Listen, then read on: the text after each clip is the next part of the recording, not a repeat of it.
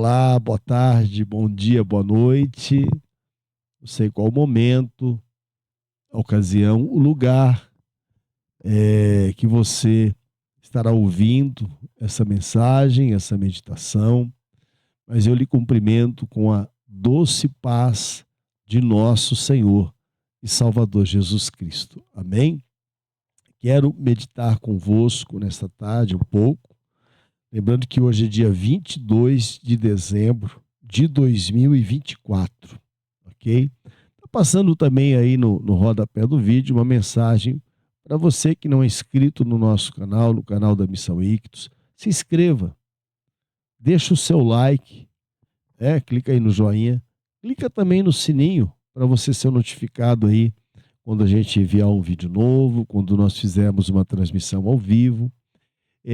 E compartilha aí, abençoa mais alguma pessoa aí, alguma pessoa que você ama, alguma pessoa que esteja precisando, necessitando de ouvir uma palavra de bênção, uma palavra de fé. Amém?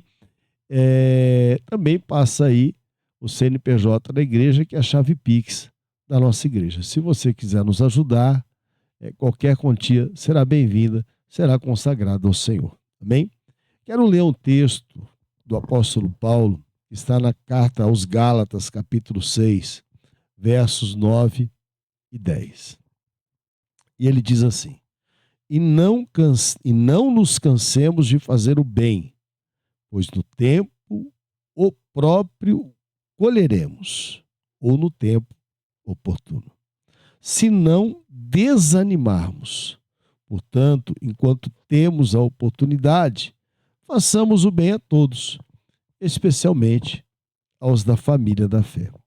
Quando Paulo fala que no tempo próprio, no seu tempo, nós colheremos o bem que nós estamos fazendo, ele está se referindo à lei, a uma lei universal, a uma lei estabelecida por Deus, que é a lei da semeadura.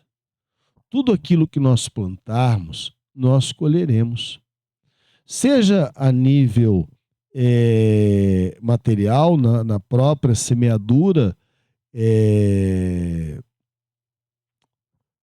como me fugiu a palavra aqui agora, né? na exatidão do termo, literalmente, você pegar e plantar algo, uma fruta, uma verdura, você vai colher, como também no sentido das ações que nós praticamos. Se você faz o mal a uma pessoa, se você prejudicar alguma pessoa, também vai colher isso. Então nós precisamos ter o cuidado, nós precisamos ter a prudência, muitas vezes agir com parcimônia e pedir a Deus que nos dê graça para que possamos entender as coisas que estão acontecendo. Há uma dificuldade muitas vezes grande no ser humano de entender. Nós vivemos um tempo, meus irmãos, onde já de muito tempo, né, já de longa data, o egoísmo, o egocentrismo tem sido assim, o ser humano tem se tornado cada vez mais egoísta, cada vez mais ele pensa em si mesmo. Isso não é legal. Não quer dizer que você não deva pensar em você. Sim, você deve. Não é à toa que Jesus disse, olha, amai a Deus sobre todas as coisas e ao próximo como a ti mesmo. Ou seja, você não pode amar o próximo mais do que você se ama. Você está entendendo? Então, assim, quando o apóstolo Paulo está dizendo isso, ele fala assim, não se canse, porque às vezes a pessoa ela se cansa. Ela diz, olha, eu estou cansado de fazer o que é certo, eu estou cansado de ajudar as pessoas. E eu não vou fazer mais nada disso, vou fazer igual todo mundo, igual a todo mundo. Não faça isso. Persevera. Ele diz assim, olha, não se canse. Esse não se cansar é manter a constância, é manter a atitude, é continuar com a atividade, é ser aquela pessoa que é lembrada pelos outros por fazer o bem. Ser aquela pessoa que está sempre pronta. Não precisa até ser no sentido, às vezes você vai ter que ajudar materialmente, com alimento, alguma coisa nesse sentido, que tiver também ao seu alcance. Mas a pessoa que tem uma palavra boa, uma pessoa que está sempre disposta, olha, conte comigo, a pessoa sabe que você está orando por ela, que você está buscando pela vida dela, isso também é fazer o bem, né? E Paulo diz assim, olha, não desanime, nós só vamos colher no tempo certo se nós não desanimarmos.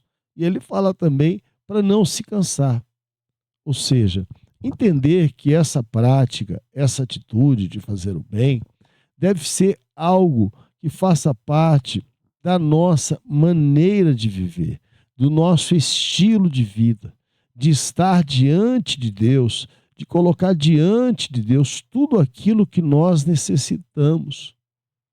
Porque, meus irmãos, entenda algo. As pessoas que nós amamos, elas necessitam de uma palavra da nossa boca. Elas necessitam, porque ajuda aquilo que eu disse há pouco. Às vezes a pessoa necessita muito mais de uma palavra do que algo material. Às vezes a pessoa necessita mais de um abraço do que algo material. Então nós precisamos entender. Também tem um detalhe. Às vezes, e hoje, né, com o rumo, com a situação, com as circunstâncias que têm acontecido nesse mundo e principalmente aqui no nosso país, muitas pessoas não são entendidas, são às vezes discriminadas, são às vezes sofrem preconceito. Por quê? Porque elas procuram fazer o bem, porque elas falam aquilo que entra em contradição com o que o mundo, com o pensamento que está permeando esse mundo. Nós vivemos um mundo de inversão de valores. E às vezes, quando você fala se você falar algo que que pode ser o correto, que é o correto, mas dependendo da situação, você vai sofrer, vai ter resultados indesejados. Então é necessário que você entenda uma coisa, né? Que Deus é aquele que nos recompensa. Paulo identifica a prioridade também de se fazer o bem aos da família da fé. E aqui há um detalhe muito interessante que eu quero compartilhar com você, né? Segundo aqui do pensamento de Zig Ziglar. Paulo identifica a prioridade de fazer o bem àqueles da família de Deus. O mundo, e aqui, irmãos, não é apenas de fazer o bem àqueles da família de Deus, isso é bem mais amplo, porque o mundo nos observa. As pessoas nos observam.